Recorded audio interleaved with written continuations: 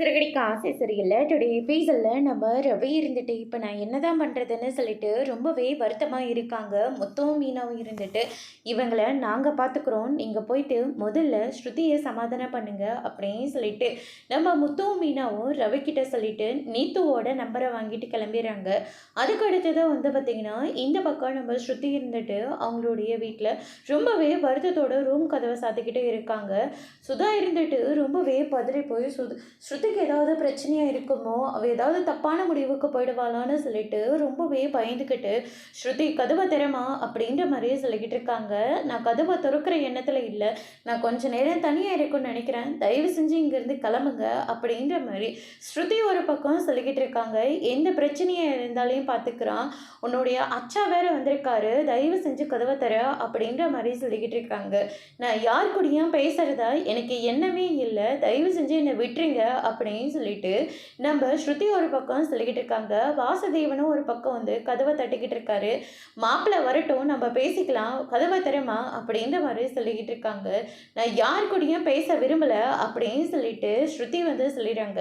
சரி, இப்போ என்னங்க பண்ணுறது, மாப்பிள்ளை பெரிய மாப்பிள்ளை, என் பொண்ணு எந்த நிலைமைக்கு ஆளாக்கி வச்சுருக்காங்கன்னு பாரு அப்படின்ற மாதிரி வாசுதேவன் வந்து ஒரு பக்கம் ரொம்பவே கோவத்தில் இருக்காரு. அதுக்கு அடுத்து தான் நம்ம மனோஜ் இருந்துட்டு ஷோரூமில் இருக்காங்க.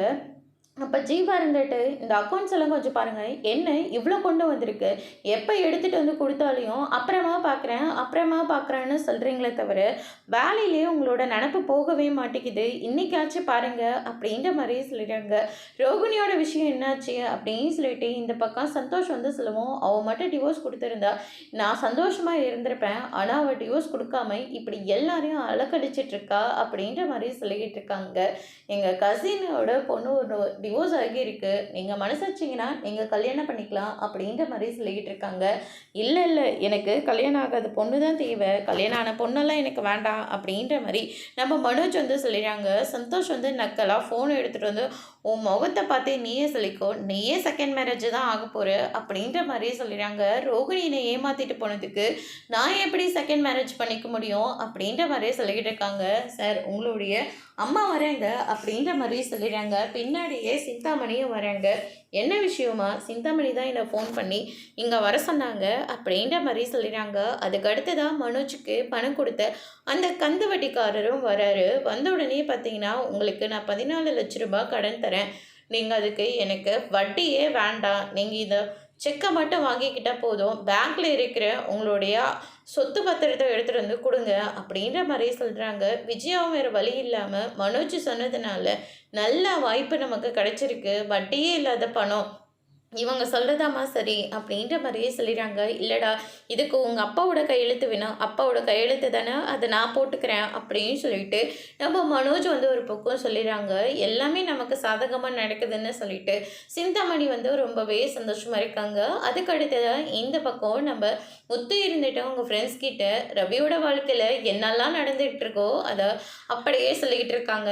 இப்போ தான் மனோஜோட கேஸு டிவோர்ஸ் வரைக்கும் போயாச்சு, இப்போ ரவியோட வாழ்க்கையும் இப்படி கேள்விக்குறியாக வந்து நிற்கிது அப்படின்ற மாதிரி சொல்லிடுறாங்க. நீத்தும் வராங்க. அவங்க வந்து, நான் ஒன்றும் ரவியை கல்யாணம் பண்ணிக்க சொல்லலையே, ஸ்ருதியை விட்டுட்டும் வந்துட நான் சொல்ல கிடையாது, எனக்கு ரவியை பிடிச்சிருக்கு, ரவி மாதிரி ஒரு ஹஸ்பண்ட் கிடைச்சா நல்லா இருக்குன்னு தோணுச்சு, அதனால தான் நான் ரவி கிட்ட நான் ப்ரப்போஸ் பண்ணேன், மற்றபடி வேறு எதுவும் இல்லை அப்படின்ற மாதிரி சொல்லிடுறாங்க. ஸ்ருதி இப்போ ஓனராக இருக்கா, அவங்களுக்கு ஒரு பிரான்ச் தானே இருக்குது, எங்களுக்கு மொத்தம் 36 பிரான்ச் இருக்குது, அந்த திமிரில் தானே இப்படியெல்லாம் நடந்துக்கிற நீ அப்படின்ற மாதிரி சொல்லிடுறாங்க. இதில் நடந்துக்கிறதுக்கு ஒன்றுமே இல்லை மீனா, எனக்கு ரவியை ரொம்ப பிடிச்சிருக்கு அப்படின்ற மாதிரி சொல்லிடுறாங்க. சொன்னதே சொல்லிட்டு இருக்கிறதுனால இந்த பக்கம் மீனாவும் மொத்தம் ரொம்பவே கோவப்படுறாங்க. நீத்துவையும் வான் பண்ணுறாங்க. ஆனால் நீத்து இருந்துட்டு, எனக்கு ஹஸ்பண்டுனா அது ரவி மட்டும்தான் அப்படின்ற மாதிரி சொல்லிட்டு அங்கேருந்து கிளம்புறாங்க. முத்து இருந்துட்டு, இது வேற ஏதாவது தான் நம்ம பிளான் பண்ணி ஆகணும் அப்படின்னு சொல்லிட்டு நம்ம முத்து ஒரு பக்கம் சொல்லிக்கிட்டு இருக்காங்க. அதோட இன்னைக்கான எபிசோட் முடிச்சிருக்காங்க.